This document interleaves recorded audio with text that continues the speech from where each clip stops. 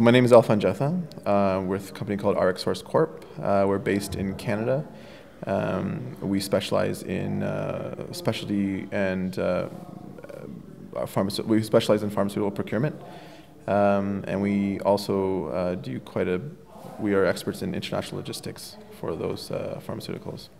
So we're a new member to the association. What we think we can bring to the table for medical tourism is we can allow continuity in care when it comes to pharmaceuticals that are being used in the typical medical tourism setting in hospitals around the world. We would really like to be a known partner when it comes to procurement of pharmaceuticals, to allow patients from abroad to be using those specific products that are also used in their home countries, so that their confidence in the service, besides the excellent care they're getting with the surgery and other treatments, they can also count on that the efficacy of the products that they're receiving are bar none. Well, being it's such a short time, I think from what we've seen so far, there's a great diverse set of businesses and services that are being provided, and the MTA has done I think a phenomenal job in identifying key areas where I guess encapsulating the whole service part of the patient care process. Well, I think what I mean by that is, when you think of a person, going to their using their services in their home or in their home country, it's basic, right? You say, I got an ailment, I go to the doctor. If it leads to surgery, then you go through that process. But what we've seen here is that they've considered the benefits that are provided to that, the corporate benefits, for example, or reimbursement models. There is an emphasis on I guess the quality or the way that the patient is brought to the center for treatment, right? So from the home country with travel arrangements, and there's some added luxuries there where for the same dollar amount that they would have their home treatment, now they're adding that level of luxury inside that cost, so they're getting an added benefit there. It's not just a basic service. So I think along that line, it provides a good experience for the patient.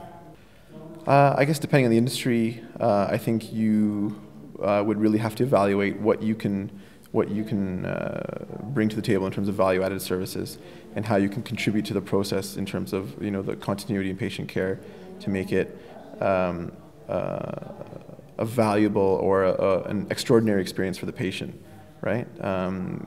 While at the same time providing the same comforts that they would experience in their home country. Right. So as a new member, the team has been very friendly. They've been very informative. They were during the process of becoming a member.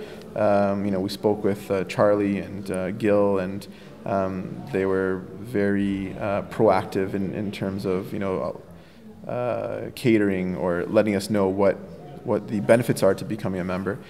So we evaluated those, and we thought, yes, I think we could either benefit the organization and become a partner to a lot of the members that are already existing.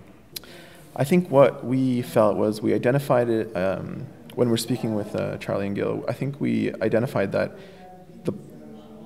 the pharmaceutical side of medical tourism was not addressed, I guess, with any other member at the moment. So we felt that we could really bring a lot to the table and allow almost an education to existing members and hospitals on how to procure their pharmaceuticals, whether it's just the regular generic or brand, all the way to products that are patient specific or that need special logistics in terms of handling, or even special administration. We can help with that process. So it's our first show. We found that the organization was well done. We were able to set up quickly. There was no, there was no hiccups in that respect. What we enjoyed is that there's a lot of attendee traffic, which was good to see. We were able to engage with a lot of the hospital like the industries that are involved in hospital. We do a lot of clinical trials, right? Comparative sourcing for clinical trials, which is a very could be an added for hospitals that are not doing that presently. It could be an added benefit to them to generate revenue worldwide. A lot of the companies that are in North America or Europe, they're using sites that are outside the norm, like outside of the U.S. and outside of Europe, to conduct trials, and that information might not be available to them, which we could also provide a benefit to those organizations. Well, I would like to sit down with Renee. I would also like to sit down with John. I think we've set up a time to sit down with him. I think I would like to do that because I would really like for them to understand how we can benefit the organization, and then they can really propel our relationship, because we're coming in almost, I think, 6 or 7 years after your organization has started. It's grown quite a bit. We would like to maybe catch up on a little bit of that lost time that we missed out on from the previous years. So I think the thing we enjoyed the most was so it is the atmosphere. It's the ambiance. It's not casual, but it's very professional. But at the same time, it's humbling. It's friendly. People are, there's no, you're on a level playing field. No upper crust. It's straight. Everybody's there to do business together. Everybody's there to learn about what each other resources can do. So I think the most important part about that is that even if you don't end up doing business together, you can always learn from each other, and that's the most important part of an organization. And that's one of the reasons that we wanted to become members here.